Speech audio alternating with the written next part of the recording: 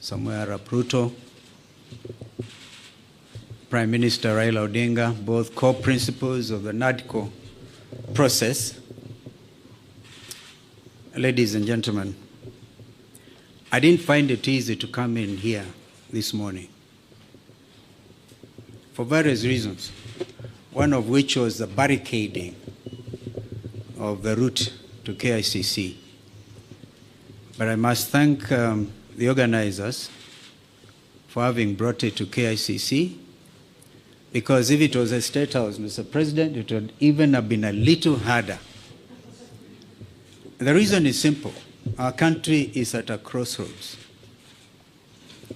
My colleague, Honorable Kimani Ichung'wah, has highlighted that both of you asked us to undertake the process of NADCO following the 2023 enactment of the Finance Bill and the riots that took place, where we lost people, 75 of them, property was destroyed, and the country was in a state of a shock.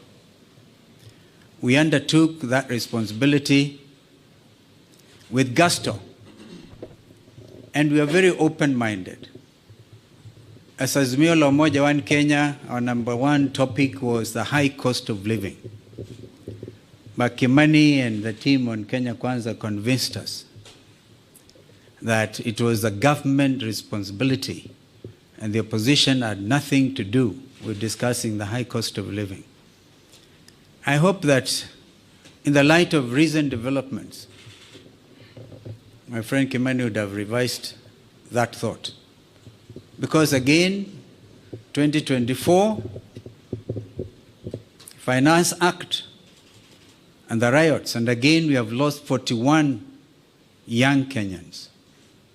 This time they came in the form of Gen Z, but they are Kenyans. They have a right to belong.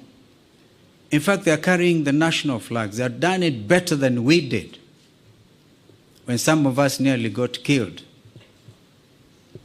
Mr. President, I want to urge that we look at our country afresh. There's no way we can wish away the Gen Z revolution. And if we were to begin to be honest with ourselves, perhaps we need now to go back to Bomas, because during the presentations, Kimani and Cheruiyot may remember, and Wandai was deputizing me, that a lot of Kenyans wanted us to open this space. The space has been opened by Gen Z. I wish we had moved with speed. It has taken inordinate delay to get to where we are today, to get the first product out of NADCO. And I'm not so sure, my friend Kimani, whether it is expected of us to even fast track the other 8. They have to be juxtaposed by the reality of the country and this new revolt. If we are not careful, all of us will get thrown out by the Gen Zs, because they say we have come of age. You say that we are leaders of tomorrow, we are leaders now. We can't wish them away. Therefore, I want to urge that we now look at the whole thing. For example, we have now set up the process of nominating new commissioners.